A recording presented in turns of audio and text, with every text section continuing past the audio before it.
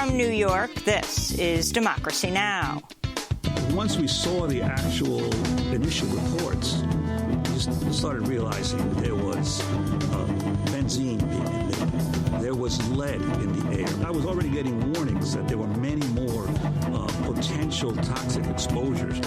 When we heard Christy Todd Whitman get on TV and say air quality is safe, we were horrified. The concentrations are such that they don't pose a health hazard. We're going to make sure everybody's safe. 9/11's unsettled dust. This week marks the 20th anniversary of the September 11th attacks.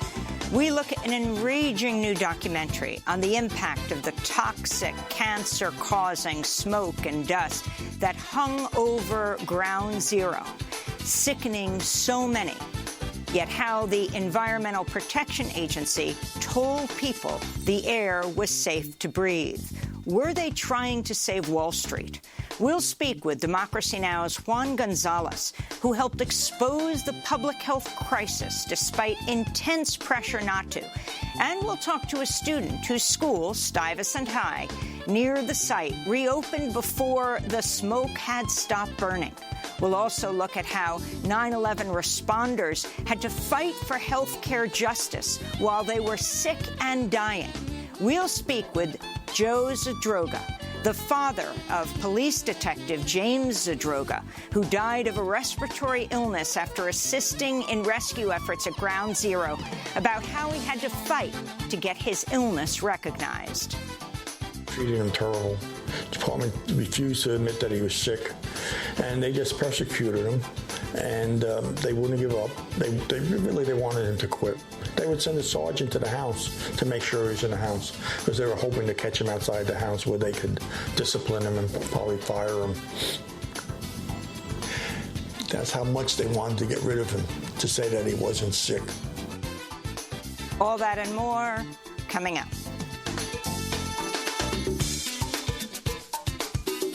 Welcome to Democracy Now!, democracynow.org, the War and Peace Report. I'm Amy Goodman.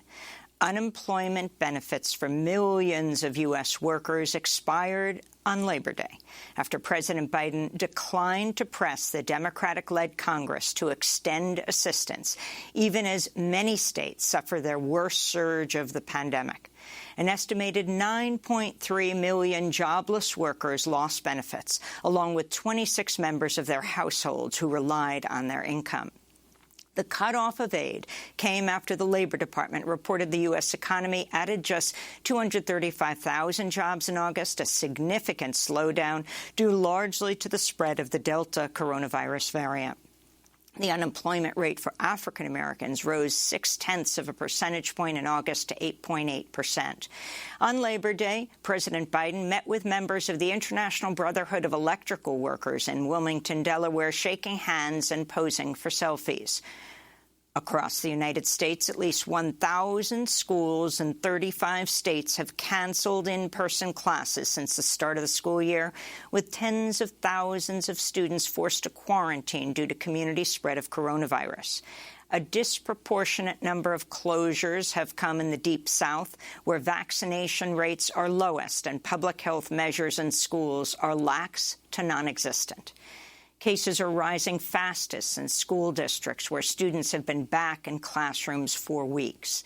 The U.S. is now averaging over 1,500 COVID-19 deaths and 150,000 positive tests per day. In Idaho, Republican Governor Brad Little said hospitals are preparing to adopt crisis standards of care, with medical workers set to ration care as hospitals fill beyond capacity with COVID-19 patients. In Afghanistan, the Taliban has claimed control of Panjshir Valley, the last holdout of anti-Taliban forces. A spokesman said the Taliban was in the final stages of forming a new government, with an announcement expected shortly. He denied reports of infighting and a power struggle within the Taliban ranks. Meanwhile, attacks on Afghan women are continuing to escalate. Witnesses in the central Ghor province said Taliban militants beat a female police officer in front of her family Saturday before fatally shooting her. In Kabul, protesters and journalists were assaulted Saturday at a rally demanding equal rights. Protesters said Taliban soldiers blocked them from marching on to the presidential palace. Together with a group of our colleagues, we wanted to go near a former government office for a protest. But before we got there, the Taliban hit women with electric tasers, and they used tear gas against women. They also hit women on the head with a gun magazine, and the women became bloody. There was no one to ask why. The World Health Organization warns more than 2,000 health care centers across Afghanistan may soon be forced to close, at least temporarily, because their donors are barred from working with the Taliban. This is WHO Regional Emergency Director Rick Brennan. That will be associated with an increase in illness and death, we would expect, and also rolling back the tremendous health gains of the last 20 years. Secretary of State Antony Blinken says the U.S. is negotiating with the Taliban for the safe passage of U.S. citizens, and some Afghans are to leave aboard charter flights. A team of engineers from Qatar is working with the Taliban to restore service to Kabul's main airport. Domestic flights have resumed, but international civilian flights remain on hold due to damage to the airport's radar and navigation systems. The UN World Food Programme has published disturbing new footage of the humanitarian crisis in Ethiopia's Tigray region. The footage, which was recorded in August, showed an emergency food distribution site with supplies being loaded on camels and brought to a remote area of Tigray that had been cut off from aid for months. This comes as the United Nations continues to warn millions of people are on the brink of famine, saying an estimated 100 trucks of aid need to be entering Tigray each day to meet people's urgent needs. This is a resident of Tigray who was displaced by the months-long conflict that started in November. I couldn't sleep at night and think straight at day, thinking about what to feed my kids. I still think about how to provide for my kids. In Guinea, an army colonel said Sunday he had dissolved the government of President Alpha Condé following reports of a gun battle near the presidential palace, spiraling the West African nation into political uncertainty. On Sunday, pictures surfaced of Condé in the custody of men wearing military attire. Meanwhile, Guinea government officials have been banned from leaving the country. This is Colonel Mamadi Doumbouya, the coup leader. The committee wants to reassure our economic and financial partners of the normal continuation of activities in the country. Mining companies are asked to continue their activities. The maritime borders will stay open for the export of mining products. The curfew in mining areas is lifted in order to continue producing. Condé was a year into a contested third term. He won after he made changes to the Constitution, allowing him to run for re-election. In Brazil, millions of supporters of far-right President Jair Bolsonaro are expected to take to the streets today on Brazil's Independence Day, triggering fears from opponents of potential chaos and violence. Ahead of the massive march, over 150 lawmakers, academics, and former government officials from around the world wrote a letter saying they fear Bolsonaro and allies, which include white supremacist groups and military police, may be seeking to instigate a Trump-like insurrection or military coup. Polls show more than half of Brazilians wouldn't vote for Bolsonaro in next year's election. Their letter read in part, quote, "The people of Brazil have struggled for decades to secure democracy from military rule. Bolsonaro must not be permitted to rob them of it now," it said. Meanwhile, ruling from the Brazilian Supreme Court's expected soon on a case that could determine if thousands of Brazil's indigenous people can reclaim ancestral lands stolen from them. In Mexico, immigration and security forces violently blocked the passage of hundreds of asylum seekers in the southern state of Chiapas who hoped to reach the U.S. for refuge. The caravan was largely made up of Central American and Haitian families. In more immigration news, the Biden administration's once again deporting asylum seekers to Guatemala City by air, marking a possible end to the practice of expelling asylum seekers to a remote jungle in the Guatemala-Mexico border. This is an asylum seeker who was deported to Guatemala last week. For now, we lost, and it's not worth crying over because the trip cost us money. We didn't leave with our own money, but with borrowed money. It's a harsh situation because things are very hard here. We lost. We need to carry on here in Guatemala, take any jobs we can find, because life is hard here. We were unexpectedly deported for wanting to live the American dream. Parts of Louisiana remain underwater more than a week after Hurricane Ida struck as one of the most powerful storms ever to hit the United States. More than 600,000 electricity customers in Louisiana still have no power. The storm's death toll rose over the weekend to at least 63. At least 50 deaths came in the northeastern U.S. as Ida's remnants brought record rainfall and flash flooding. President Biden's visiting storm-ravaged areas of New York and New Jersey today. Nearly 1 in 3 U.S. residents live in a county hit by a weather disaster in the past 3 months. That's according to a Washington Post analysis of federal disaster declarations. The Post reports that 64% live in places that experienced a multi-day heat wave. On Sunday, more than 220 health journals around the world published a joint editorial demanding urgent action to keep average global temperature increases below 1.5 degrees centigrade. In Minnesota, progressive congresswomen of color have joined the fight against Enbridge's Line 3 pipeline, demanding President Biden intervene to halt the project. If completed, Line 3 would carry more than 750,000 barrels of Canadian tar sands oil a day through Indigenous land and fragile ecosystems. Minnesota's Ilhan Omar led a rally by the Congress members known as the Squad. They want to prioritize corporate profit over the lives of Indigenous women and the future of our planet. Joe Biden promised to be the climate president, and this is his opportunity to follow through. Michigan officials are urging hundreds of families to evacuate their homes near a Detroit area Ford motor plant after 1,400 gallons of gasoline leaked into city sewers. The Wayne County Health Department says there's little risk of an explosion, but residents are at risk from toxic benzene fumes that can cause cancer.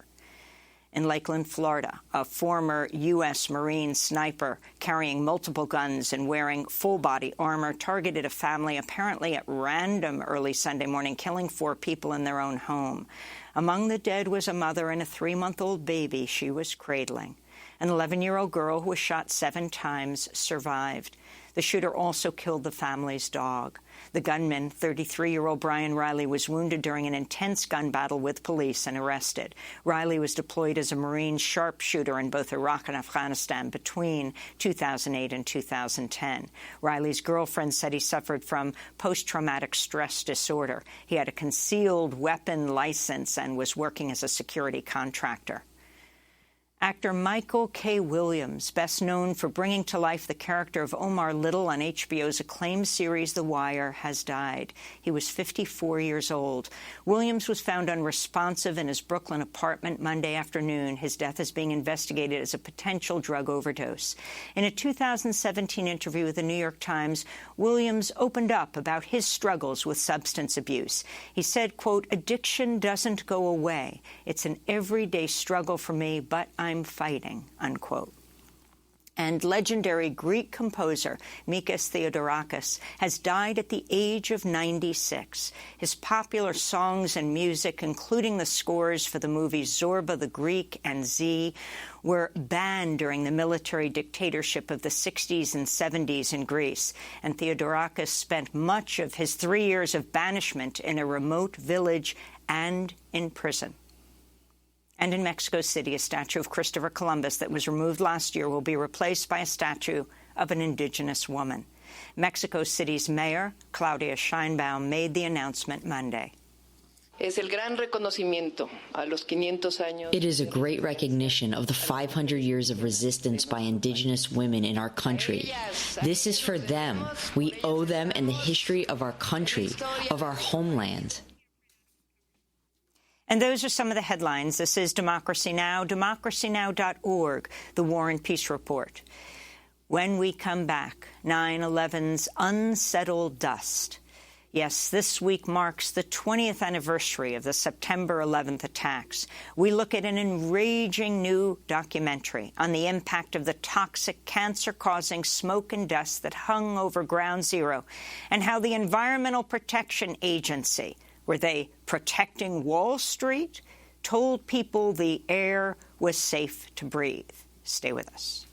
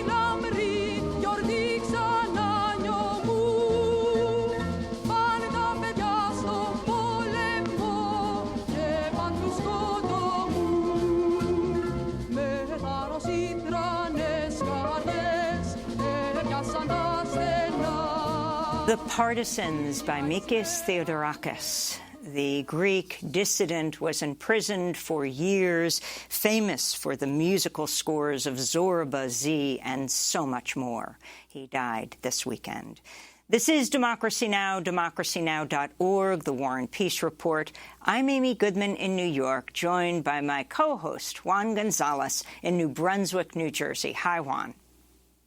Hi, Amy, and welcome to all of our listeners and viewers across the country and around the world. Well, we're going to start with a warning to our listeners and viewers. Today's show includes graphic images and descriptions, some that you may certainly have heard and seen before. Yes, this week marks the 20th anniversary of the September 11th attacks on the World Trade Center towers in New York City and the Pentagon in Washington, D.C., that killed nearly 3,000 people. We'll never know exactly how many people, because those who go uncounted in life go uncounted in death, perhaps the undocumented workers around the area. But we begin our coverage looking at the impact of the toxic, cancer-causing smoke and dust that hung over Ground Zero in Manhattan as the fire burned for 100 more days. At the time, the Environmental Protection Agency told people who worked at the site and lived and went to school near it that the air was safe to breathe. In the years that followed, more than 13,200 first responders and survivors have been diagnosed with a variety of cancers and chronic respiratory and gastrointestinal illnesses. At least, close to 1,900 first responders, survivors, and workers who recovered bodies and cleaned up the wreckage have since died from illnesses, many of them linked to their time at Ground Zero. For the whole hour, we're looking at an enraging new documentary that exposes the massive environmental and public health crisis caused by the 9/11 attack, and how politicians and the EPA head, Christine Todd Whitman, the former governor of New Jersey, put Wall Street's interests before public health in the aftermath. It also shows how 9/11 responders and survivors had to fight for health care justice while they were sick and dying, going to Washington scores of times in wheelchairs, on crutches, with oxygen. Yes, tons of toxic dust fell on New York City 9/11. While concentrated in the 16-acre disaster site, wind carried the chemical contaminants throughout the city of Manhattan, Brooklyn, Queens. This is the trailer for the new documentary, 9/11, Unsettled Dust. Yeah, it seemed like it just sort of... fell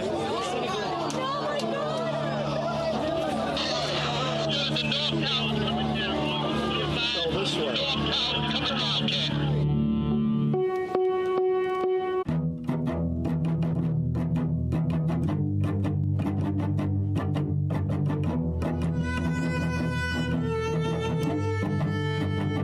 Once we saw the actual initial reports, just started realizing there was benzene being emitted. There was lead in the air. I was already getting warnings that there were many more potential toxic exposures.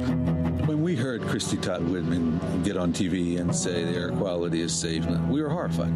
The concentrations are such that they don't pose a health hazard. We're going to make sure everybody's safe. You know, not only did we inhale and breathe in the air, we were drinking it and eating it. And I bitched and moaned to anybody who would listen to me. My husband and I and other people who were engineers went down to the site, and there was no question that it was an unhealthy site. They didn't have a mask in the beginning because some people were using Home Depot masks, even the guys at Ground Zero. On 9/11, we responded to World Trade Center, breathing in all the toxic air, and they said it was safe to breathe. We're talking about human life. We're talking about men that couldn't be here, that have traveled with me, the 80 trips that I made to D.C., that are laying in ICU or at home with IVs in them. The first responders were told the Droga Act would be included. They were told this last week. It'd be included in the transportation bill passed last week. Not one of the first responders standing with me here today should have to be here today. Not one of them should have to take another trip to Washington. This is about Washington, D.C., helping out people from 431 congressional districts that went to Ground Zero. New York wasn't attacked. This country was attacked. That's the trailer for the new documentary 9/11's Unsettled Dust, which premieres later this week on PBS stations in New York, New Jersey, and Long Island. For more, we're joined by Lisa Katzman, the film's director and producer. One of the key figures in the film is Democracy Now!'s Juan Gonzalez, who is not only co-host today, but his critical work at the beginning of the time after 9/11 just changed the landscape of how people understood what was happening near and around the pile. He and Joel Kupferman of the Environmental Law and Justice Project were among the first to expose the public health and environmental crisis at Ground Zero in a series of reports for the New York Daily News. Juan Gonzalez is also the author of the 2002 book Fallout: The Environmental Consequences of the World Trade Center Collapse. So, Juan, we're beginning with you. I mean, that New York Daily News cover that caused so much outrage and response and attack on you. It was in October. It said exclusive, and we're going to show it right here. Toxic zone was the headline. Levels of benzene, dioxin, PCBs, and other dangerous chemicals at Ground Zero exceed federal standards. That may not surprise people now, Juan, but you're the one who had it on the cover at a time when the EPA head was telling the country all was well in Lower Manhattan in terms of safety for people returning to work. Talk about how you came to understand how toxic Ground Zero was. Well, Amy, I actually had started, I did an article about less than 3 weeks after the attack on the World Trade Center on September 28th, which began to talk about the high levels of asbestos that Joel Kupferman had discovered in his own independent testing that he had done around Ground Zero, even as far down as Battery Park. And very high levels of asbestos and of fiberglass, which ended up being actually responsible for much of the scarring of lungs that many of the first responders and other people downtown had. And so I'd actually done 2 articles before that big front page story. But then, of course, as Joel was able to get even more public records requests on health testing that had been hidden from the public, that big October 26 article, as I recall, was the one that laid out those findings. And the response was unbelievable. The backlash against it from the mayor's office, from the EPA, to the Daily News, to the point that actually my editors pulled back. They began after that beginning to hold my columns. And at one point, I actually had to go to the editor-in-chief at the time, a guy by the name of Ed Kozner.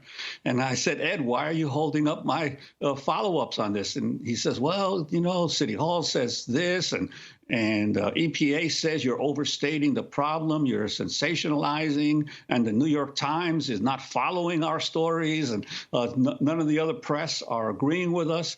And I said to him, well, since when do we depend on other media to tell us how to report what we find?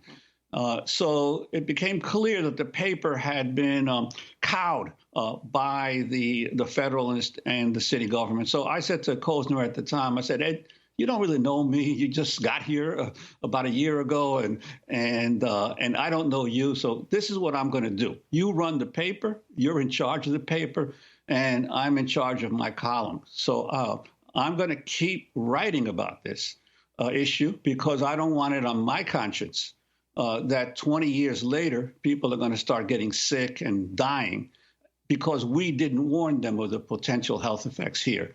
So I'm not going to stop writing about this. And the paper did end up killing some of my columns, but they ran most of them at the back of the page, at the back of the paper.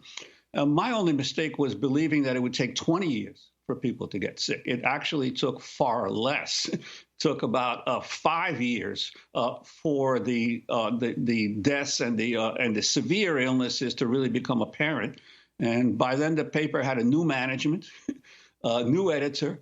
And then the editorial board embarked on a campaign to reveal the deaths and the illnesses that were occurring. And eventually it won the Pulitzer Prize. The Daily News won the Pulitzer Prize, the editorial board, for its coverage of the health effects, the very health effects that 5 years earlier it had tried to squash. So history has a strange way of evolving on issues like this. And I think that it's a lesson that most media are very good at exposing problems far away. The closer the problems get to home, the more difficult it becomes to expose them. You should have won the Pulitzer Prize for your series of prophetic reports. I wanted to go to David Newman with NICOSH, that's the New York Committee for Occupational Safety and Health. He's speaking in the documentary 9/11's Unsettled Dust. There was substantial data available prior to the event that would indicate issues of concern with the collapse of the Twin Towers.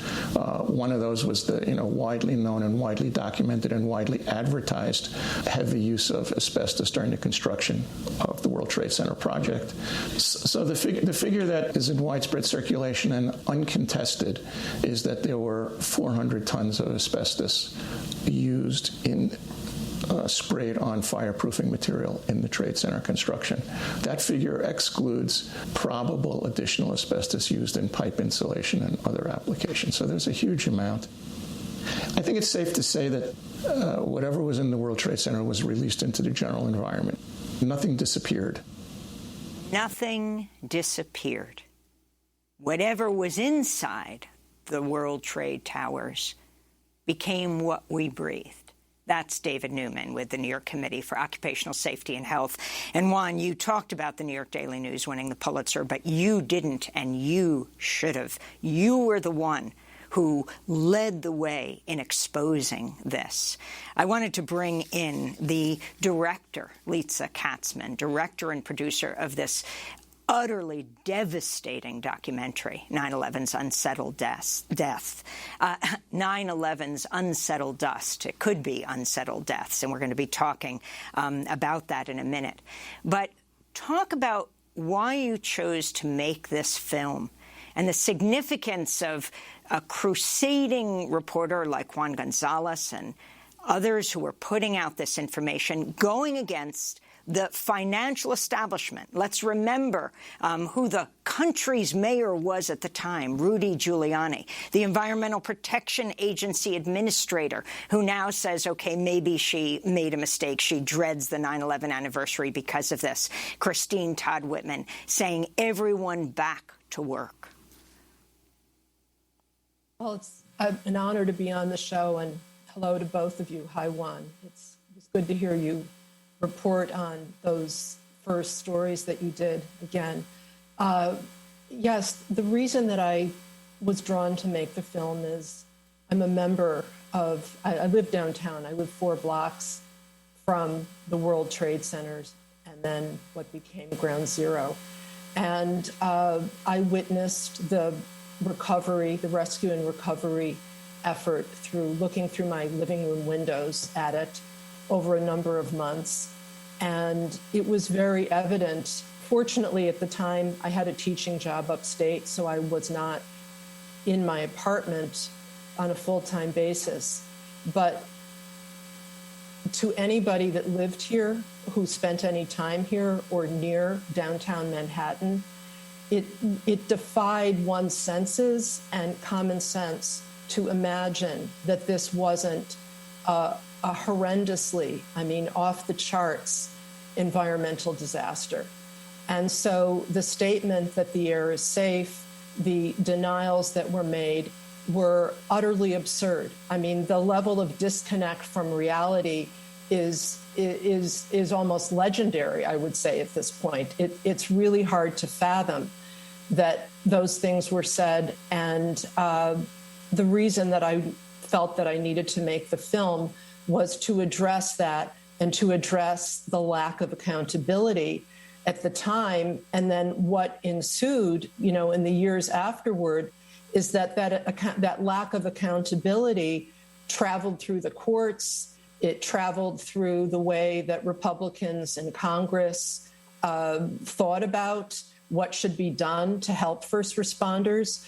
And the same people that were always touting, never forget, and constantly reminding us of the heroism of these responders were unwilling to do anything to actually help them. And so the hypocrisy of that, the rage that I felt over that as time went on, led me to want to make this film, which I began doing in 2010 when the first responders were they had been making trips to DC to pass the James Zadroga 9/11 Health and Compensation Act for some time. But there was an intensification of those efforts in 2010, and that's when I began filming. I wanted to go to another part of the film. Every 3 minutes, your jaw drops. This is the EPA's Hugh Kaufman and Kimberly Flynn, founder of 9/11 Environmental Action, speaking about the EPA's failure to warn people of the dangerous conditions at Ground Zero, and perhaps why. People told us I'm not allowed to wear a respirator because there are cameras around and they don't want the optics of me wearing a respirator down here cleaning up. Everyone came. Everyone who was affected came. There were responders. There were area workers. There were many, many residents and tenants association leaders. And there were scientists also who were bringing their information. Christy Todd Whitman, the head of EPA, who was telling the people the air is safe to breathe, owned $250,000 in stock from Citigroup, and her husband worked for Citigroup. Travelers Insurance Company had insurance policies such that if the air wasn't safe to breathe, it could cost Travelers Insurance $500 million, $1 billion in claims. Well, guess who owns Travelers Insurance? Citigroup. And that's how the insurance companies saved billions of dollars by Christy Todd Whitman's lie. Juan, talk about the significance of this, the personal, financial connections, what this meant for so many people, and continues to mean for the sick and the dying today. Well, Amy, I think people should remember that Christy Todd Whitman did not act alone. She basically was acting under orders.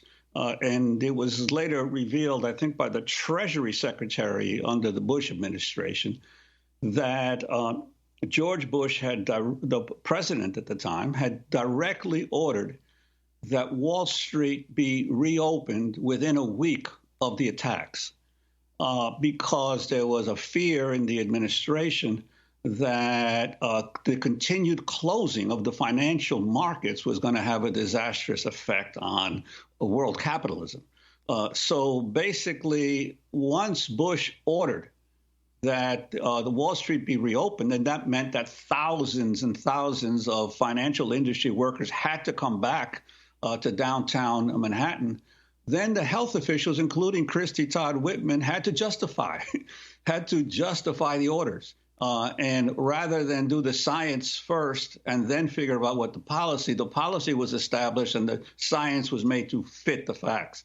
It was later revealed by the EPA's Inspector General report that the White House, the head of the environmental policy at the White House, a guy by the name of James Connaughton, had actually rewritten the press releases that the EPA was putting out to downplay the health impact. So this was a direct order from the White House to get Wall Street back up and running. And the rest of the population of lower Manhattan basically, in essence, were collateral damage to that policy. This is President George W. Bush's EPA Administrator, Christine Todd Whitman, testifying at a 2007 congressional hearing on whether the federal government's actions at the 9/11 attack sites, at the pile, violated the rights of first responders and local residents. I got a call from the White House a day after from the Office of the Economic Advisor, which is not surprising. They're concerned about the economy of the country, reminding me of the importance of Wall Street, of opening the stock market. I indicated that until that building was cleaned, until it was safe, it would be inappropriate, and that's the last I heard of that. It was cleaned, it was safe, as you have heard from Mr. Henshaw, for them to go back in, and they were allowed back in. Was it wrong to try to get the city back on its feet as quickly as possible in the safest way possible? Absolutely not. Safety was first and foremost, but we weren't going to let the terrorists win. We weren't going to let the terrorists win. During the hearing, Whitman was questioned by Florida Democratic Congressmember Debbie Wasserman Schultz. The EPA did have the ability to take over the site at the point that they felt that, and that is under Presidential Decision Directive 62, Emergency Support Function 10, and the National Contingency Plan under CERCLA. The EPA could have taken over control of the site from the city as the lead agency if they felt that the city was not properly protecting their workers. So they certainly had the ability to do it, and you chose not to. So if you are saying that the law wasn't structured in New York to allow you to do that, then why didn't EPA step in and take over? Congresswoman, as you know, EPA would have, under certain circumstances, had the authority to take over the site. What had to be proven in order to invoke the CERCLA, the Superfund Act, substantial and imminent danger. And the readings that we were getting and this was relative to the overall area, I'm talking more about outside of the pile, were not indicating that. And we were working in a collegial fashion with the city of New York. Again, as far as the workers on the pile, we were tasked by OSHA to do by FEMA, to do the health and safety monitoring, to monitor the air, and we did that, and then we provided as many respirators. We were not when it tasked comes with to substantial and imminent danger, are you talking about immediate death, horrible sickness within weeks? Because mesothelioma, the cancer that is the result of exposure to asbestos, does not manifest itself substantially or immediately. It could be years, but it's almost certain. So how is it that you didn't step in and exercise your authority, given that knowledge, which has been known for years? The gentlelady's time has expired. The witness may answer the question. Congresswoman, that was based on what the interpretation of what our legal ability was to act in consultation with counsel at the time. And that was Jerry Nadler, New York Congress member who represented the Ground Zero area, chairing the meeting. Christine Todd Whitman being questioned by Florida Democratic Congressmember Debbie Wasserman Schultz. Before we go to break, and then hear the story of Joe Zadroga, you may think you know it because his name is on the law. but I don't think you know the details. Juan, your comment on what Christine Todd Whitman was saying and the information that was being suppressed from the highest levels. Nadler would go on to say that she and America's Mayor Giuliani, should be tried for criminal negligence. Well, I think it's important to recall the role of Rudy Giuliani as well, because you see, the EPA was a monitoring agency, the federal agency that should have assured the protection of all the people at Ground Zero was OSHA, the Occupational Safety and Health Administration. And OSHA deliberately did not enforce its standards for working on a dangerous site like that, because Giuliani insisted that he was in charge. He was the incident commander on the pile, and he maintained his control of all information and all activity at the pile long after what it should have been just a rescue operation. So therefore, OSHA was not allowed by Mayor Giuliani to actually conduct its legally required business. And as a result, many people ended up being exposed and getting sick and not having proper protection. And we should never forget the role of Rudy Giuliani in allowing that situation to go on for so long. And that was very different at the Pentagon, which was also attacked, where they had the proper attire. We're going to talk with Joe Zadroga in a minute. The bill is the James Zadroga Act, his son, who has since died. Stay with us.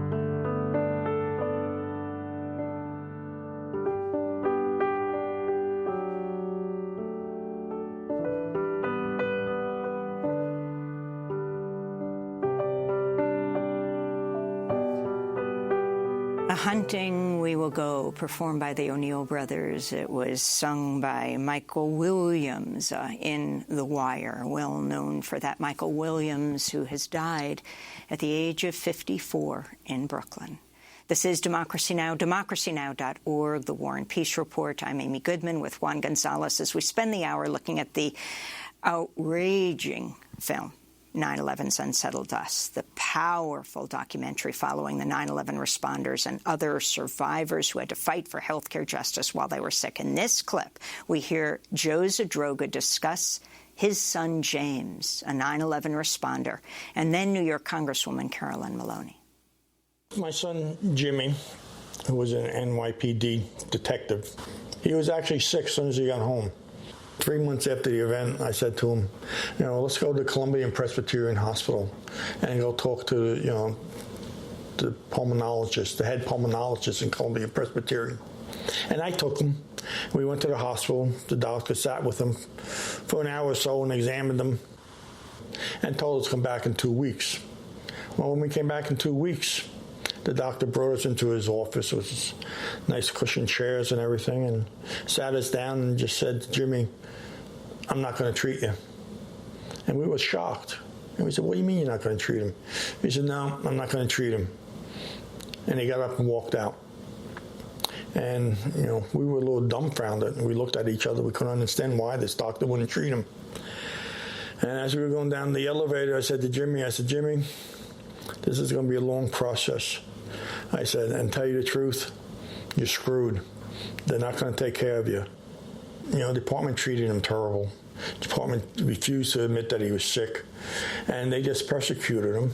and they wouldn't give up. They wanted him to quit. They would send a sergeant to the house to make sure he was in the house, because they were hoping to catch him outside the house where they could discipline him and probably fire him. That's how much they wanted to get rid of him, to say that he wasn't sick. Jimmy died January 6, 2006. Found him up in his bedroom with his little daughter sleeping on bed. He got up during the night to get her a bottle, and I found him on the floor with the bottle in his hand. The baby sleeping. Fortunately, we were in New Jersey, and the Ocean County Medical Examiner did a post on him. And the post came back. The doctor stated on the medical report that Jimmy died from working at Ground Zero on 911, that he had the dust particles in his lungs, and that's what he passed away from. Of course, the city wouldn't admit to that. Bloomberg came on the air and said, with his medical examiner, that who is this New Jersey medical examiner to say that this person, he wouldn't call him an officer, that this person died from 911. So when we went to the medical examiner's office, I brought a picture of Jimmy. I said, listen, we're not talking about an object here. We're talking about my son. And I want you to look at that picture when you talk about him. He turned around and said, listen, I want you, your family, to drop that saying that he died from 911. If you don't drop that he died from 911, I will go to the press and I will say that James used his drugs illegally and he died from misusing his drugs. It became so nasty with so many headlines that were derogatory towards James Zadroga that some people came to me and said, Carolyn, change the title of the bill. It's too controversial. Everyone believes that Zadroga was a dope addict. I said, if I change it to whoever the next name is, they'll say, do the same thing to them. He wasn't a dope addict. He was a first responder. He served at 9/11, and we should stick with the Zadroga name. We should stick with the Zadroga name. That was Congressmember Carolyn Maloney of New York in the documentary 9/11's Unsettled Dust, which is premiering this week. We are joined now by Joe Zadroga, who you've just been watching or listening to, the father of the NYPD police detective James Zadroga, who died of a respiratory illness after assisting in rescue efforts at Ground Zero. Joe, we didn't see your son year after year, either in a wheelchair or with oxygen or with crutches going to Washington. This parade of people who were victims of 9/11, of their own government, because he died in 2006. But Carolyn Maloney stuck with your son being the name on the James Zadroga 9/11 Health and Compensation Act. Can you talk about what this means to you and who is covered and what you went through at the end trying to get Jimmy help? Well, yeah, we spent 5 years trying to get Jimmy help medically, to the politicians, to the newspapers, to the radio, to the TV stations. Everyone refused to help us. They would deny us access. When he went to the hospital, the doctors would want to treat him. They wanted to treat him, and they said they would take good care of him. He was a 9/11 responder. They'd take good care of him. And then 2 days later, they discharged him. Obviously, it was it wasn't from the doctors. It was from the administration, from the hospitals, telling them to get him out and let him go home and die. More or less, that's what they were saying. And we went on for 5 years trying that. I mean, we went to everybody, and it was very frustrating, and it took a toll on the family. Took a toll, obviously, on Jimmy. Jimmy felt that, they just let them out to die, more or less. The police department wouldn't do anything for them. As it said previously, they were trying to get rid of them. They wanted them to go out on a general disability just to get rid of them. And I told Jimmy to refuse a general disability. That was definitely a job-connected injury, and to stay for the fight. And we stayed for the fight. And eventually they did let him out on a job-related injury. They didn't say it was directly resulted from 9/11, but they let him out. And more or less, they just wanted to get rid of him. And that's how it went. And he was on oxygen. I mean, to sit and watch your child who was a healthy 30-year-old man deteriorate down to sitting on oxygen 24/7. His wife passed away from the stress of watching him die. In the early part, we did go to one doctor in Westchester. Actually, Jimmy was friends with all the firemen because he worked street crimes citywide, so he used to go to the firehouses to eat. So I just told him to ask the firemen who they go to for their lung problems, and they gave him a doctor in Westchester. And mind you, this was within 3 months after the event. And he went to the doctor in Westchester. The doctor examined him, and after examination, the doctor told him, 3 years you're going to be blind, 5 years you're going to be dead. And he died in 5 years. And our condolences, because even though it was 2006, I know how incredibly hard this is for you on this 20th anniversary, Joe. What is it, 15 years later? Yes, this week marks the 20th anniversary of the 9/11 attacks, and we're spending the hour looking at the massive environmental and public health crisis that followed at Ground Zero in New York, and how politicians from the president to the EPA head, Christine Todd Whitman, the president, of course, Bush, prioritized Wall Street's interests in the aftermath. Another person who knows this story so well is joining us now, Lila Nordstrom. She was a student at Stuyvesant High School in 2001, which is right next to the World Trade Center towers that collapsed. In the new documentary, 9/11 Unsettled Us, she explains how the school quickly reopened despite health concerns. She also tells the story in her new book, just out, Some Kids Left Behind, A Survivor's Fight for Healthcare in the Wake of 9/11. She's executive director of Stye Health. Lila, welcome to Democracy Now! Still with us, Lisa Katzman, the director of the film. For people to understand what happened at your school after the attack, and how the site was used as you kids tried to go to school.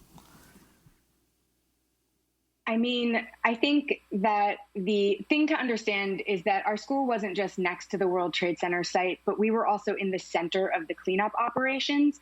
So we got sent back to school at a time that the neighborhood was not yet open to the public. We went through 5 police checkpoints on our first day of school on October 9th, which is less than a month after the attacks. Our school building hadn't been adequately cleaned. None of the venting had been cleaned. When they actually did clean the venting the following summer, there were inches thick of World Trade Center dust in our school vents. But also the barge that they were bringing all of the debris to from the site that was taking it to Fresh Kills was located right next to our school, thanks to a waiver that was signed by George Pataki, the governor then, that allowed them to essentially place a toxic waste dump next to a public school. And one thing to keep in mind is that our school was also next to BMCC, so we were next to a community college.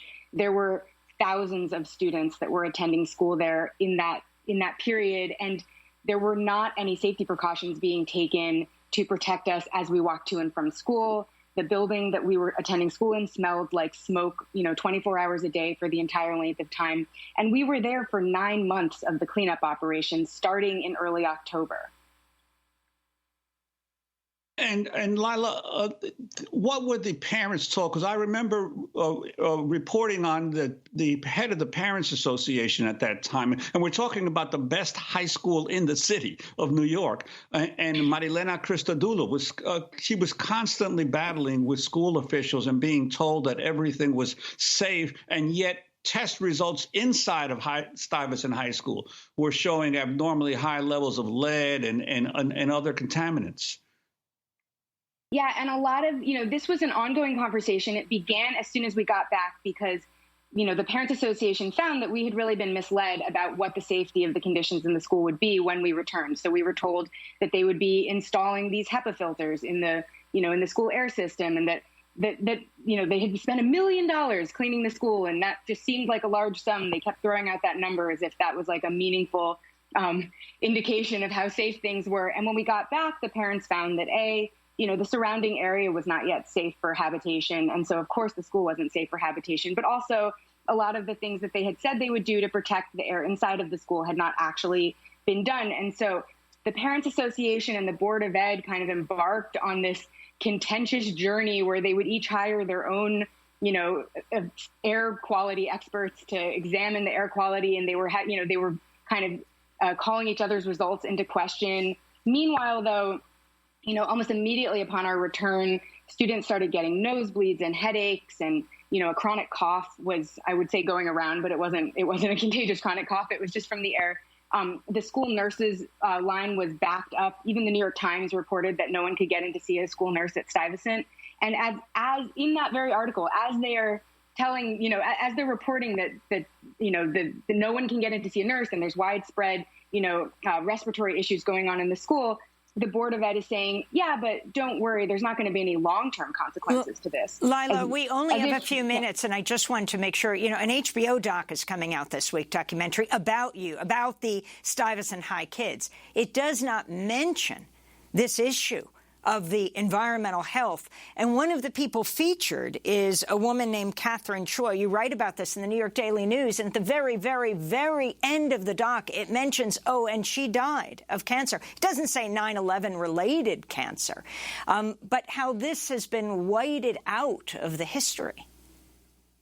Yeah, and I mean, that was an incredibly frustrating realization because the federal government presumes that any of the cancers that are on their list of covered conditions are 9/11 linked. So it's not a stretch to say that her cancer was 9/11 related. That's something the federal government would acknowledge. And so the fact that that was omitted from a story that was basically used to exploit a narrative about unity after 9/11 that we did not feel or experience, and that we have become victims of a narrative that, sort of excludes the non-unity piece of that story, has been incredibly frustrating. And it's an ongoing struggle that we face in terms of, not just seeing our stories reflected in media, but also, seeing our sort of access to these programs as valid, seeing our story as one that entitles us to the services that first responders have as well. And so a lot of the time survivors don't even think that they qualify. They don't believe, that they went through anything. And so they've never seen their story reflected anywhere in a way that validates that it was dangerous. Lisa Katzman, you have an amazing documentary. Your final words in the last 20 seconds. We never allow for sound bites. We say we want the whole meal, but this time.